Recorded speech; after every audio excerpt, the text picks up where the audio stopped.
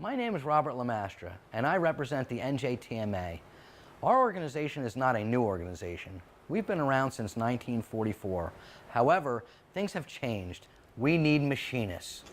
We're looking for young, energetic, enthusiastic people who are looking for a career in machining.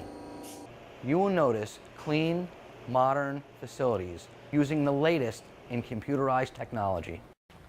Through this video, you'll get a better perspective of what your life could be as a machinist.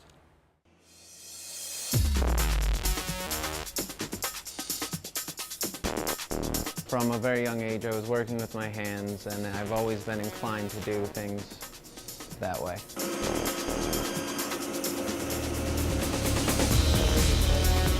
Well, as a kid, I was always into bikes and working with my hands. It started very young. You know, there's always any way I could get a motor involved, or any way I could get some kind of power equipment involved to whatever I was doing. I knew that's what I wanted to do.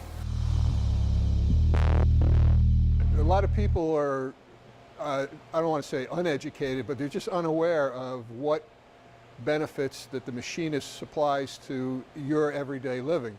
It can cover everything from this ballpoint pen right up to an automobile. Requires a machinist touch. A lot of people may have commented on the fact that manufacturing machining is dead in the United States. It is not by any stretch.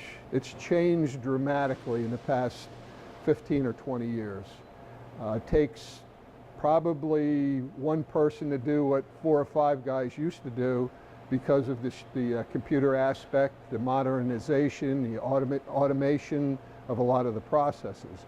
Granted, some of it did go to China and overseas, but that's usually the low-skilled type work that left this country. The people with the high skills and the good educational background will always find work in this country. There's various types of machine shops that people work in and various types of equipment that they run once they start working for a shop. We're typically classified as a job shop where we don't specialize in anything particular. We have the capability of doing milling, turning, grinding, and EDM work, whereas some shops like to specialize just in grinding, just in milling, just in turning, or just in EDM work. What I believe makes a good machinist is someone who enjoys seeing a product at the end of the day, somebody that likes to take an idea, a blueprint of theirs or somebody else's and turn it into something. Have something to show for what you did. I believe that's very gratifying to myself, and that's what really makes a good machinist, is someone that pays attention to detail and likes having a good product at the end of the day. The backgrounds that we look for, as I said before, is starting in high school. Make sure you have a good math and science background. Then once you graduate from high school, college is always a good route. A mechanical engineering program is very good. If you're not inclined to go to college, there's trade schools that are available, 1- and 2-year programs. And in some instances, there's even night schools that are available where you work during the day and attend school at night. I went to college for a little bit. Didn't really like the style of education there, so I joined the military, served 4 years in the military, 1 tour in Afghanistan. Then I got out, and the only job I could find was a elevator mechanic, and I was doing that for a while. And then I decided that I'm going to get my life together and go do something with my life. I started the Voc Rehab program, which is vocational rehabilitation through the VA, and they're paying my way so I can go to school here to be a machinist. In this day and age, computer literacy is quite important. A lot of the equipment that we have in the building is CNC, which is computer numerical control. We're a contract job shop. We work standard 7 to 4:30 Monday through Thursday, and then we have a 7 to 11 Friday. So it's nice. The hours are nice, and there's opportunity for overtime when things get busy. The best part about the job shop is that I don't exactly know day to day. Most days I do, but a lot of days it depends what jobs we have lined up coming in the door next.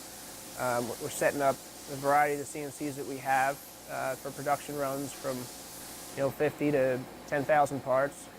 Being a machinist, especially in a job shop, you are very independent.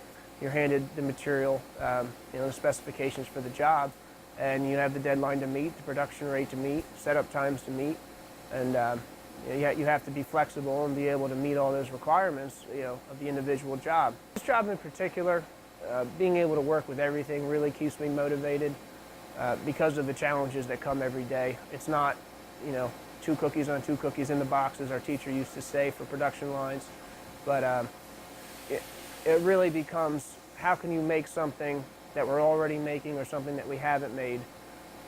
And I always have that drive to do it better and want to make it better, because that's what's going to give you and the company more success in the end.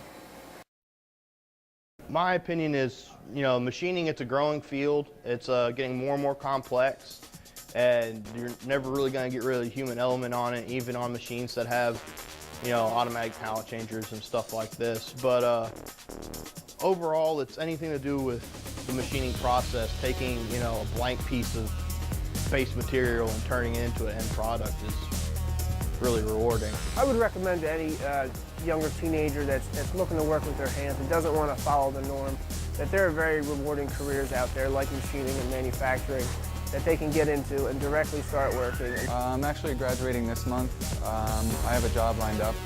It's a machinist job that I heard of from a career fair that we had here. What's better than making something?